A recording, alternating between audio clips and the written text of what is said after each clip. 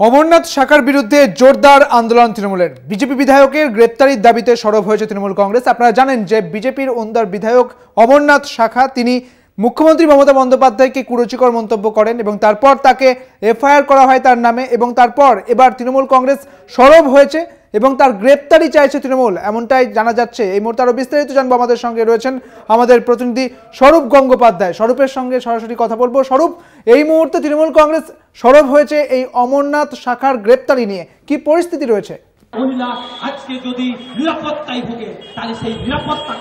একেবারে দেখো সুদীপ্ত, ওন্দা ব্লক তৃণমূল নেতৃত্ব ওন্দা বাজারে যে জায়গা থেকে গত মঙ্গলবার দিন অমরনাথ শাখা ওন্দার বিজেপি বিধায়ক তিনি বক্তব্য করেছিলেন, তিনি বক্তব্য দিয়েছিলেন, তিনি আক্রমণ করেছিলেন রাজ্যের মুখ্যমন্ত্রী মমতা বন্দ্যোপাধ্যায়কে, কুরুচি ভাষায় আক্রমণ করেছিলেন, অশালীন কথা বলেছিলেন।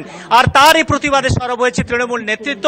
যে স্থান, যে মঞ্চ থেকে দলের কর্মসূচির মাধ্যমে বিজেপি বিধায়ক মমতা বন্দ্যোপাধ্যায়কে কুরুচিকর আক্রমণ করেছিলেন, সেই একই জায়গা থেকে তৃণমূল নেতৃত্ব প্রতিবাদ জানাচ্ছে, অমরনাথ শাখার গ্রেপ্তারের দাবি জানাচ্ছে।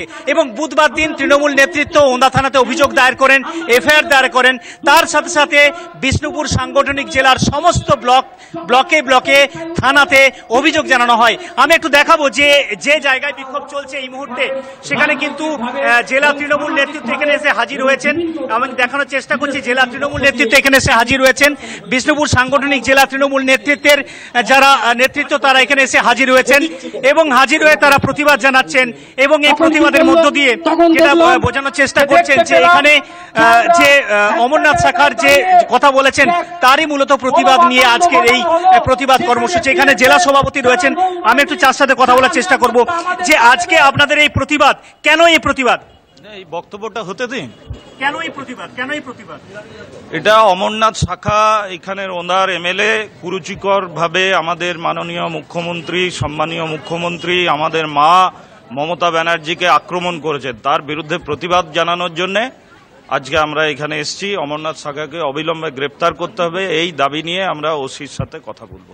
শুধু কি গ্রেপ্তার? গ্রেপ্তার তো বটেই 100%, এবং নারী জাতিকে যেভাবে উনি অসম্মান করেছেন এর বিরুদ্ধে তৃণমূল কংগ্রেস শুধু না, গোটা পশ্চিমবাংলা আপামর নারী পুরুষ থেকে শুরু করে সবাই এর বিরোধিতায় আমরা রাস্তায় নেমেছি। গ্রেপ্তারও করতে হবে, ওনার উপযুক্ত শাস্তির দাবিতে আমরা লড়াই করছি, লড়াই চালিয়ে যাবো। আমরা সমস্ত থানায় থানায় তৃণমূল নেতৃত্ব এফআইআর দায়ের করছে অমরনাথ শাখার বিরুদ্ধে। আজকে সমস্ত তৃণমূল নেতৃত্ব ওন্দাতে সামিল হয়েছে, কি বলবেন? বলবো একটাই যে আজ রাজপথে নারীর ওপর নির্যাতনের বিরুদ্ধে আমরা আন্দোলনরত, আর অন্যদিকে বিজেপির বিধায়ক সাহেব নারীদেরকে অসম্মান করতে আজ মুখরিত। এই মুখরিত হওয়ার কারণেই আমরা প্রতিবাদের ভাষাকে আজ রাজপথে নামিয়েছি। থানায় দ্বারস্থ হয়েছি আমরা যে অবিলম্বে অমরনাথ শাখাকে গ্রেপ্তার করতে হবে।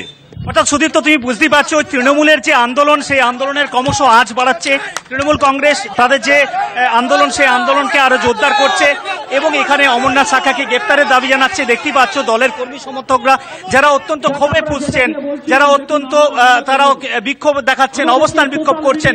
কারণ এই যে জায়গা দেখতে পাচ্ছ ওন্দা চৌমাথার মোড়, এবং এই ওন্দা চৌমাথার মোড়ের পাশেই এই মঞ্চে মঙ্গলবার দিন অমরনাথ শাখা মমতা বন্দ্যোপাধ্যায়কে কুরুচি ভাষায় আক্রমণ করেছিলেন।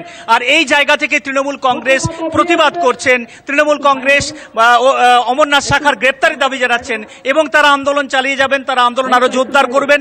এবং তার সাথে সাথে বিভিন্ন জায়গাতে, অর্থাৎ ওন্দা শুধু নয়, বিভিন্ন জায়গায় কিন্তু এই বিক্ষোভ চলছে, আন্দোলন চলছে এবং এই আন্দোলন তারা চালিয়ে যাবেন, এটাই কিন্তু দেখতে পাওয়া যাচ্ছে। অর্থাৎ ওন্দার যে ছবি, সেই ছবি থেকে যেটা দেখা যাচ্ছে যে বিজেপি বিধায়ক ওন্দার তার বিরুদ্ধে সরব হয়েছে তৃণমূল নেতৃত্ব। শুধু ওন্দা তৃণমূল নয়, বিষ্ণুপুর সাংগঠনিক জেলা তৃণমূলের যারা জেলা নেতৃত্ব রয়েছেন, বিভিন্ন ব্লক থেকে তৃণমূলের প্রতিনিধি, তৃণমূলের নেতৃত্ব।